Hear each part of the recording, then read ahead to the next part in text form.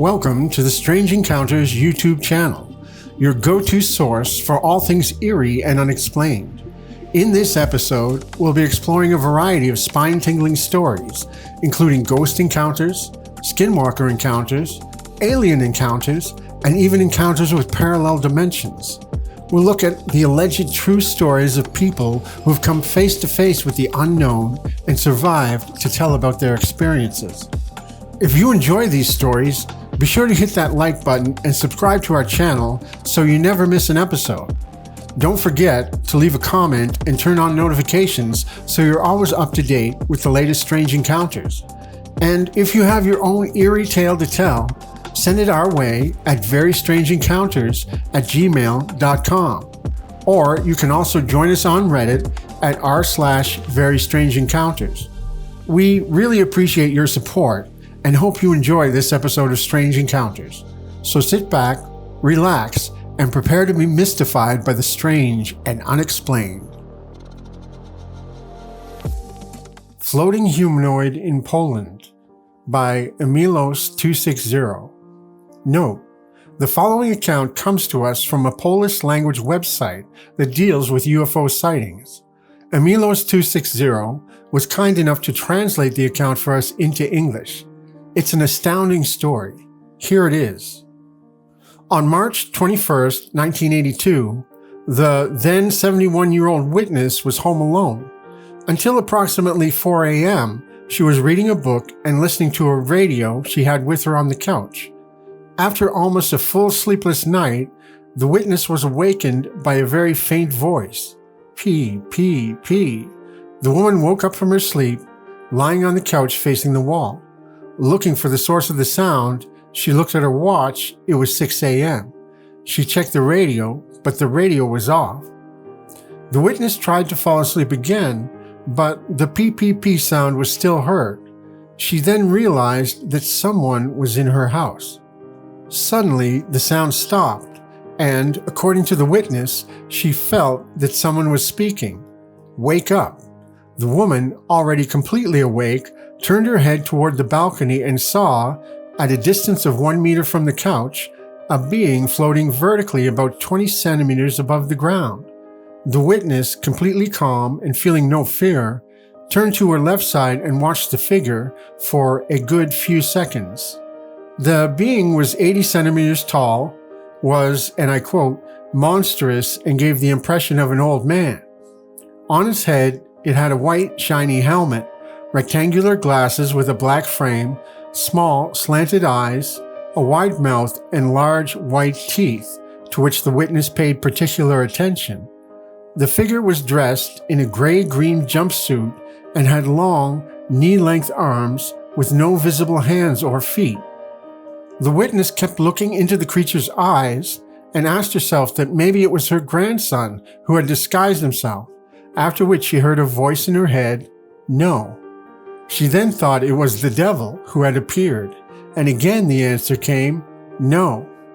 After a few seconds, the figure moved smoothly away toward the door to the hallway and disappeared into the background of the prevailing darkness. The witness got up from the couch, went to the hallway and checked the front door, which was closed. She was already very irritated and felt a strong pressure in her head, which the witness described as if I had an iron plate laid inside my head. The woman looked in the mirror and she was very pale. She decided to go to her daughter, who lived in a neighboring block of flats, and tell her everything. Then the witness and her daughter, concerned about her mother's condition, immediately returned to the apartment and checked it thoroughly for any traces the creature might have left, but found nothing. From the information provided by the witness's daughter by letter, it is known that the day before the observation, the woman felt very ill and bronchitis was suspected. On the other hand, when the daughter saw her mother immediately after the incident, she was very surprised, as the woman was very lively. Her mother's health had improved a lot. She was feeling very well. This state of good health persisted for 6 months. The witness was also said to have emphasized that during her encounter with the strange guest, she felt his friendly influence and sometimes joked that she still felt his care. After the sighting, the witness also began to take an interest in ufology. My Family's Strange Experiences by Throwaway DNA 991. I'll try to keep this short. My mother was fighting for her life in the ICU a few weeks ago. Honestly, we had run out of hope and things weren't looking so good, and she was not opening her eyes for days. Well, one night my father and I were sleeping, and at 3 a.m. I woke up and I noticed the hallway lights were going on and off, and I heard the light switch being turned on and off physically. This happened almost 40 times. My first instinct was, it's a person, so I went and woke my father up and locked the door and whispered the situation to my dad. My father saw it too. We waited and eventually it stopped, and my dad told me to sleep and he will check the lights tomorrow. We have never had anything weird like that happen before. The next morning, we go back to see my mother, and the nurse pulls me aside and tells me, we would like to run a CT scan on her head after an incident occurred last night. And I asked, what happened? They said, your mother woke up at around 2 or 3 a.m. and her eyes were wide open without blinking at all. She kept chanting something repeatedly, almost like a prayer. This continued for an hour. We kept trying to talk to her, but she was just looking straight up at the ceiling with zero eye movement, just chanting away. The whole team here was concerned and didn't understand what to do. So, we would like to do another head scan. They did a head scan and found absolutely nothing. She's doing better now. I find it so interesting that at the same time my mother was doing all that, I had the light incident. It wasn't a faulty light because we tested it the next day. Plus, I physically heard the light switch. My dad saw it too. I would like any insight or any feedback. I wonder if maybe my mom was trying to communicate with me, or is it all just a strange coincidence? Creepy Story from My Childhood by The Bimmer Guy. I was reliving some old memories today and remembered this weird experience I had as a child. I'm curious if anyone else has experienced something similar. I put this under paranormal, but I'm not sure where this should actually fall. Anyway, I'm currently a 27-year-old male, and this happened years ago when I was maybe 9 or 10. A bit of backstory: I was always very adventurous and spent a lot of my free time with my best friends, running around the neighborhood playing in the woods, searching for creatures like frogs, snakes, rare bugs, etc. I also did a lot of fishing at this pond by my house, maybe somewhere between a half mile and a mile from my house. Also, to note, I lived in a very wooded area. My house was situated in a clearing, and while there were neighbors around, there was thick woods toward the back of my house that went on for miles. Now, on to the story. This one day in particular, my friend wasn't able to come over, but I didn't want to waste the beautiful day, so I decided to go into the woods to the pond to do some fishing. It was a bright sunny day, and I was ready to go catch some bass. My parents gave me a lot of freedom and didn't really care where I was as long as I was back before dinner. I never wore a watch, so I just used the position of the sun to determine the time. I get to the pond and everything is great. I caught a bunch of fish to bring home. Throughout my day, I periodically looked up in the sky to gauge when I'd need to head back. I looked up at a particular time and remember being happy that I still had a few hours left before dinner. I decided to sit down on the side of the pond and fish while sitting and relaxing a bit. This is when things got strange. I should mention that one of my neighbor's houses is situated right on this pond. Essentially, the back of their house faces the pond and is about 200 feet away from the edge. They always let me use the pond whenever I wanted and always came out to say hi and make sure I'm okay. Well, I found it odd that after being there for so long, they didn't come out. Maybe they weren't home? Anyway, I began to realize that I was out in the woods all alone with no one around. This didn't alarm me, but I was now aware of the fact. I dismissed it and kept fishing. About an hour later, I noticed that a breeze started. These weren't strong gusts, but enough to ruffle the trees and suppress sound. I started to get the feeling that I was being watched, even though I knew I was alone.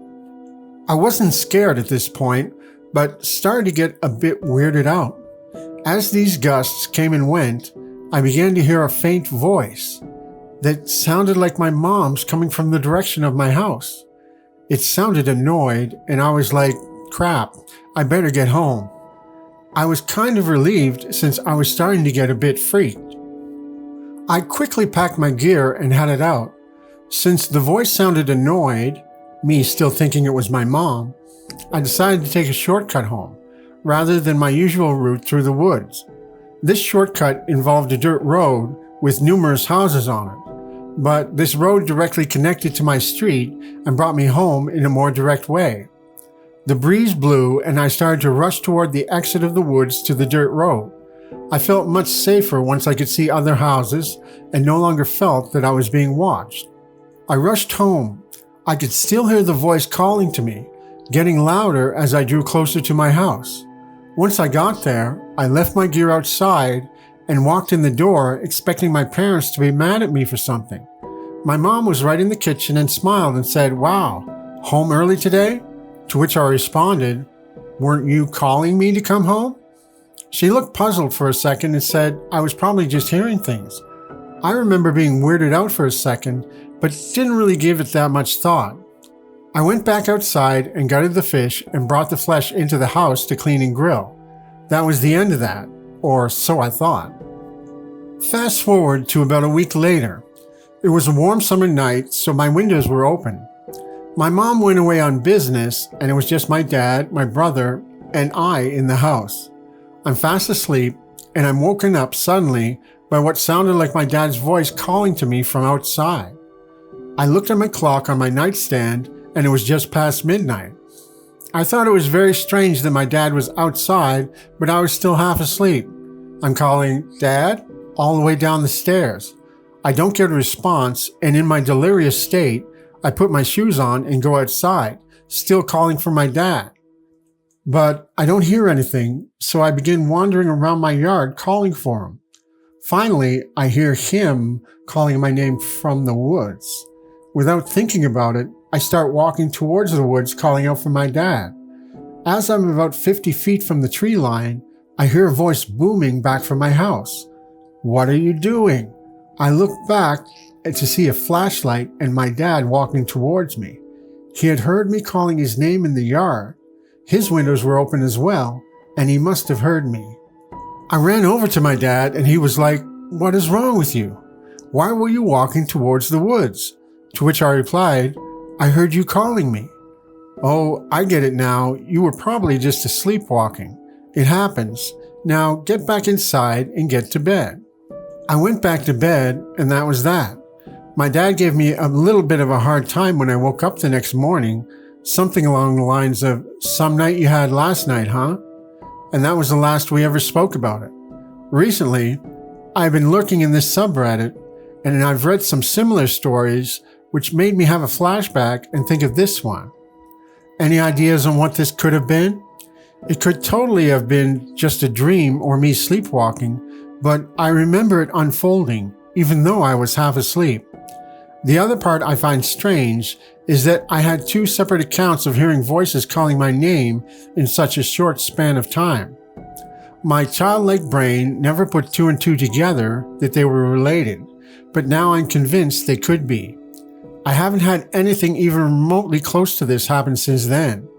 Just thought I'd share since I think this community would appreciate it. Let me know what your thoughts are. My Skinwalker Story by Sad Ad 2051. Before I begin, I would like to say that this is a long story. It's been something that's haunted me since I was 6 years old, since my first encounter with it.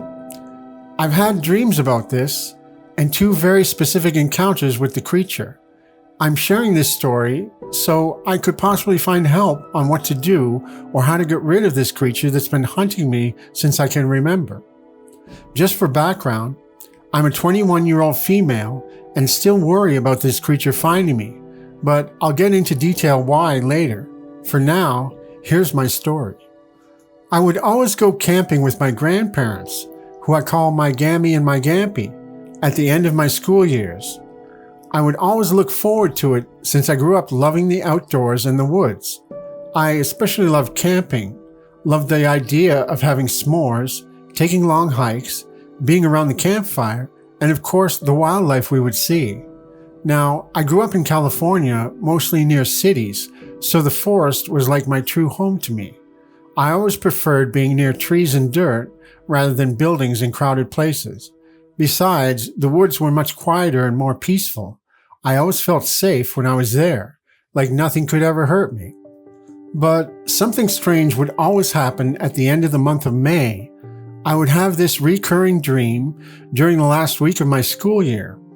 I would be in the woods, walking alone down a dirt trail, and the woods were always strangely quiet. I would continue to walk this path until I saw this red fox poke its head from behind a tree. Its eyes were always strangely human-like, but they were yellow and somehow looked like teddy bear eyes, and it would just stare at me. It wouldn't make a sound at all, it would just watch me.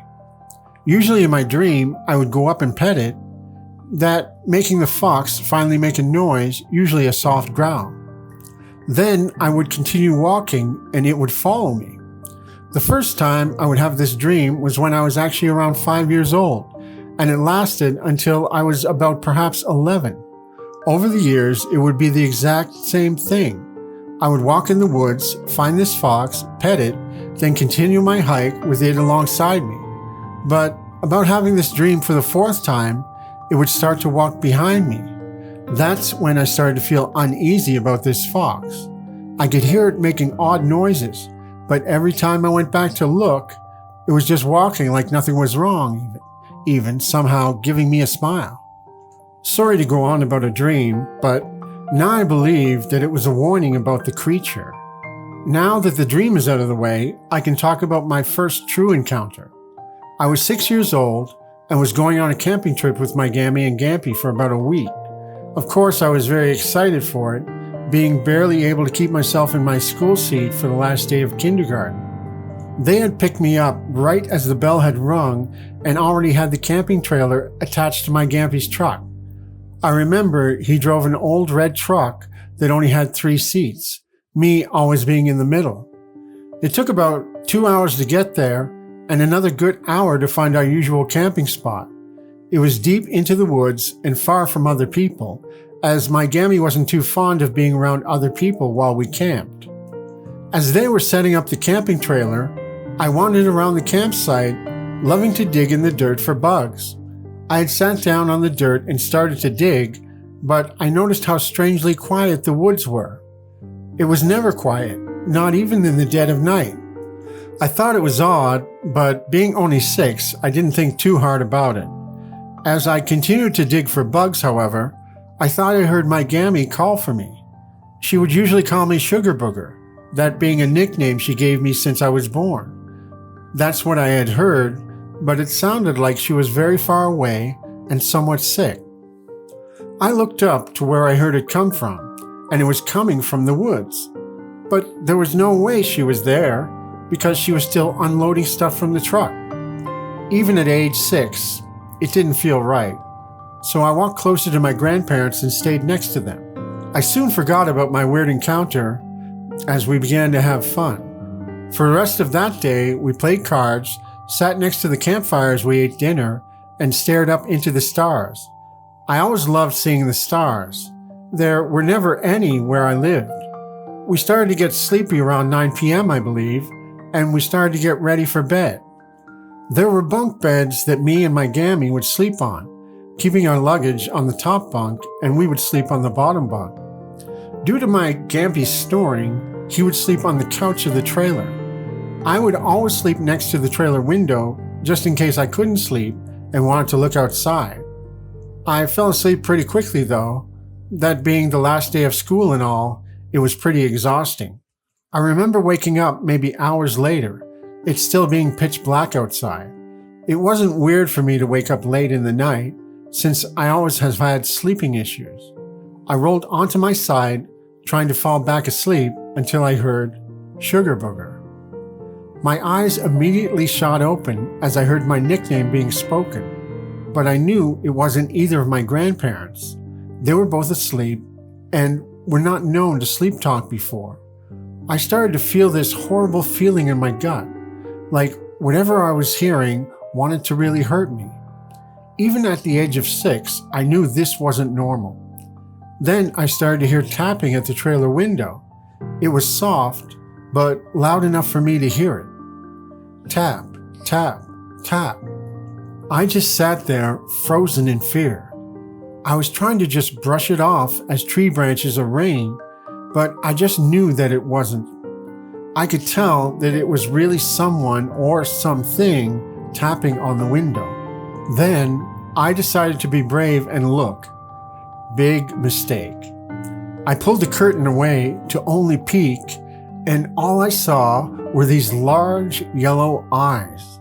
They seemed glassy yet not entirely real. They looked like giant teddy bear eyes, but cold and unwelcoming. I remember in that moment I panicked and quickly closed the curtain back up.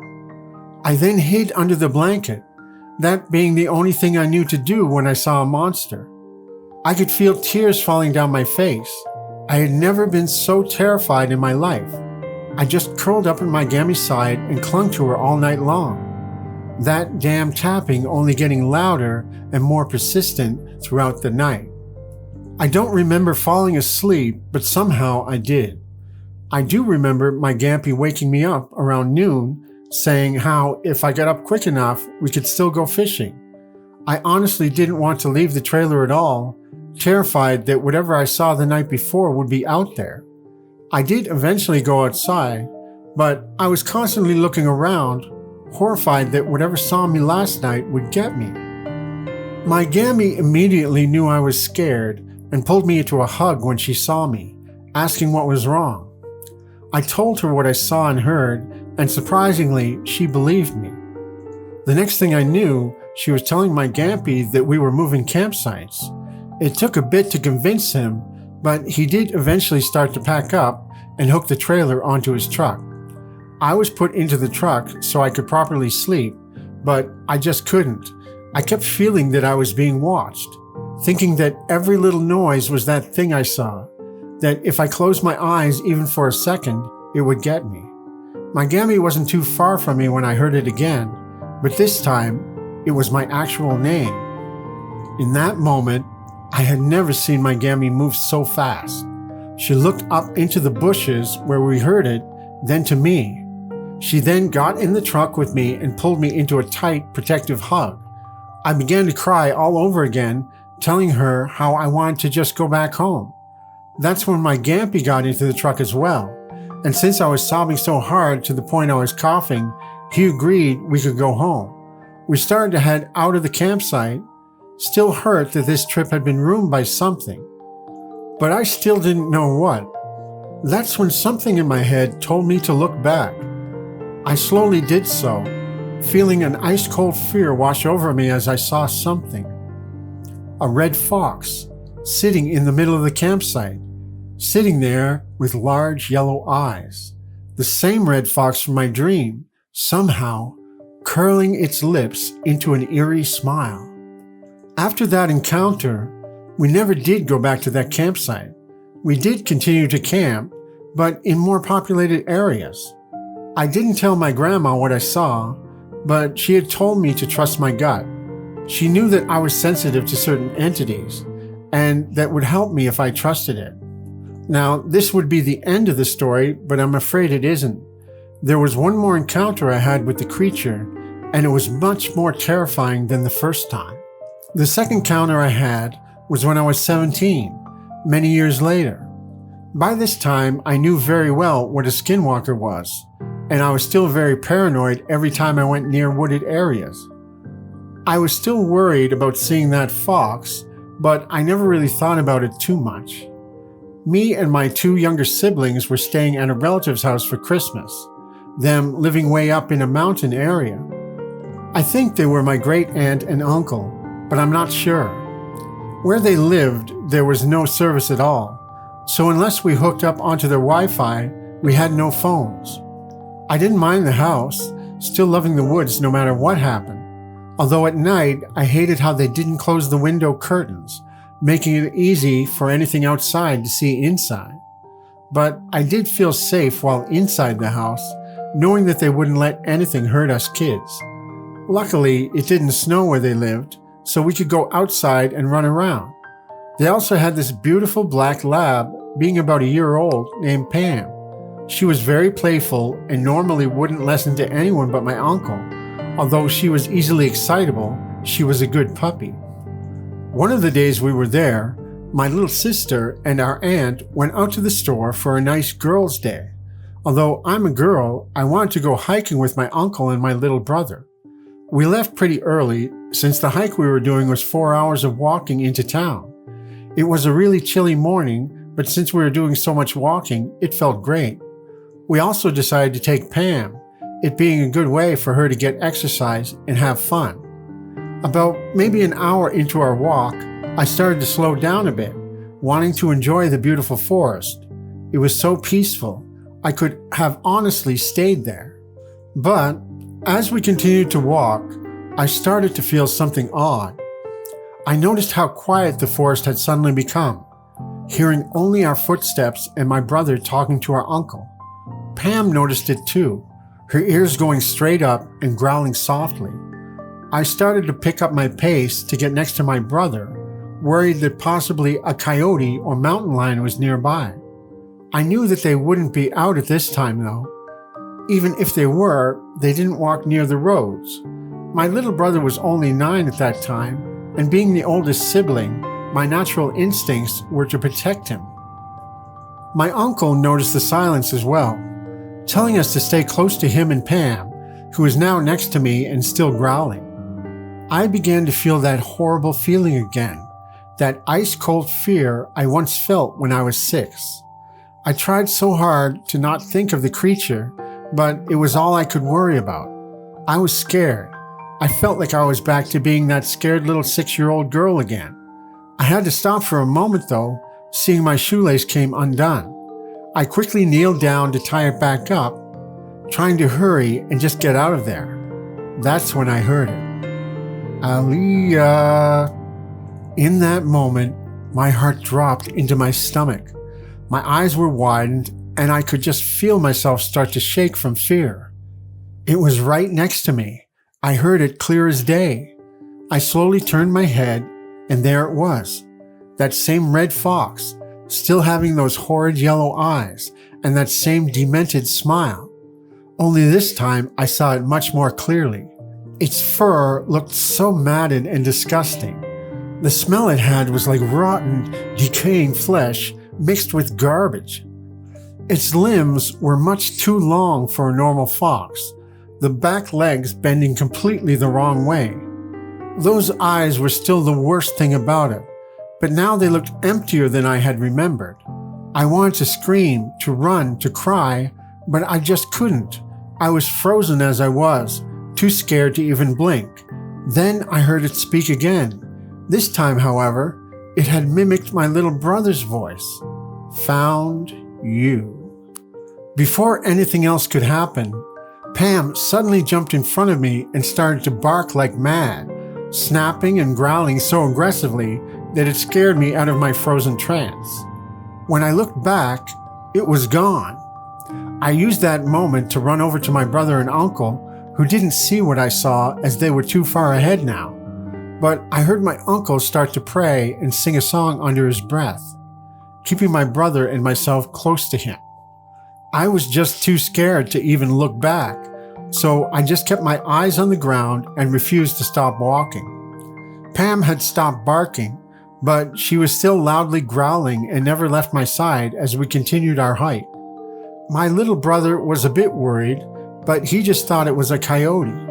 When we finally made it into town, my uncle had called our aunt and told her to pick us up, saying something about how it wasn't safe for us to walk back. Thankfully, she did come and get us, but she was confused since we talked about that hike for days. On the car ride back, Pam never left me alone. She was right with me the entire time. She knew that thing was after me, and she protected me. I was very grateful that she was with us. Who knows what would have happened if she wasn't. When we got back to the house, I was talked to by my uncle and aunt. Once I told them what happened and what I saw, they had started to pray and checked that all the locks were shut tight, my aunt putting something around the doors. I now believe it was probably ashes, but I never did find out. Unfortunately, this made our Christmas vacation cut short, as they were worried that I was not safe while still in the woods. We had to be taken home the next day, them making an excuse of how there was an emergency with a friend and that they had to help him out. I felt horrible that this Christmas was ruined, but once I did leave the woods, I felt safe again. Before they had driven back home, though, they told me that it wasn't my fault, and that luckily it didn't hurt me or the other kids. It did make me feel a bit better, but it still brought up a lot of questions and worries. It was still around. How? Why? What did it want with me? Does it want my skin? My soul? Was I just going to be tormented by this thing forever? I still don't have answers to these questions, and that's what really scares me. Now, I've long moved from California and now live in Kentucky. I do live in the woods, but so far, that thing hasn't found me. I know that seems very stupid on my part, but life had changed a lot when I was growing up. I was given no other option to live somewhere else, and my grandpa in Kentucky was kind enough to let me live with him. So please don't call me an idiot for moving to the woods when I had no other choice. Anyways, while I'm happy that it hasn't found me, I'm still worried. Can it still find me? Is it still hunting me? I'm not close to anyone who knows truly on how to get rid of this thing. And that's why I'm telling my story now, so I can possibly find help. So please, if there's anyone out there who does know, help me. Something is going on in my house by Incognito 7917. I'm posting this here because you guys are open-minded and don't poo-poo stuff too often. I'll try and keep this short, but you need some background and there are a couple of small things I need to ask too. Here goes. About 5 years ago, I woke up one morning with a round bruise on my left forearm. It's smaller than a dime and almost perfectly round. The bruise part went away a few days later, but I was left with a scar. A few days ago, I woke up with another bruise right on that spot. Nowhere else, right on that scar. I don't know if that has anything to do with the main part of this, but I'm including it just in case anyone else has had this happen or can relate it to something. About a year and a half ago, my husband and I were getting ready for bed. It was about 10 p.m. and he's doing something in the bathroom, and I'm on the bed playing with the two little dogs that sleep with us. I notice a red light, and I look up to see this scene on one of the bedroom walls. It's 3 men standing in front of a bank of knobs and switches that reminded me of those movies where they show things like the consoles for a dam. The men were all wearing white doctor-like jackets, and there's this red LED-type red light surrounding the console and them, but I can see them very clearly. I hear one of them say, "I think she's heard us," to which I replied, "Yes, I heard you, and I can see you, and I want you out of my house and don't come back." Hadn't seen any sign of them since, until a few days ago. I woke up one day last week with a new bruise in that scar, perfectly round and no other bruising around it. This was around Wednesday. On Thursday night, I laid down to take a nap. I sleep weird hours, so it was about 10 p.m. when I laid down.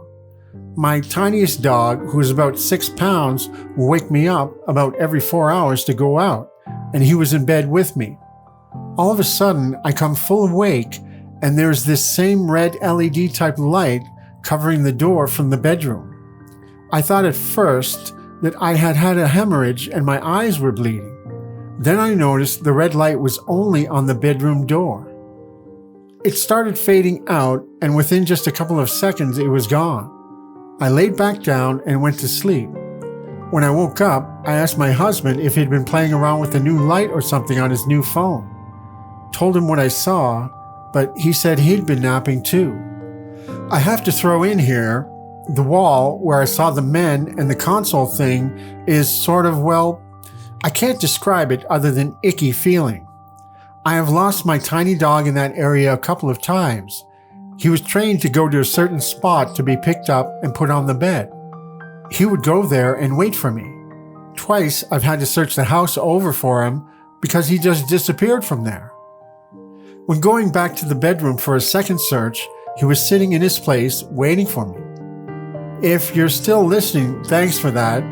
If you have any theories or similar incidents, please share.